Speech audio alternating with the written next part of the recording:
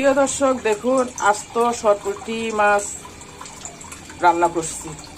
মাছগুলো আমি তরমুজের খোসা ব্লেন্ড করে নিয়েছি 1 মুঠ।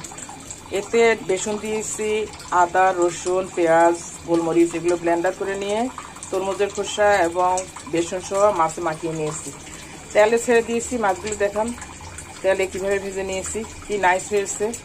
ব্লেন্ডার ধোয়া পানিটা দিয়ে দিয়েছি, পানিটা শুকিয়ে এসেছে।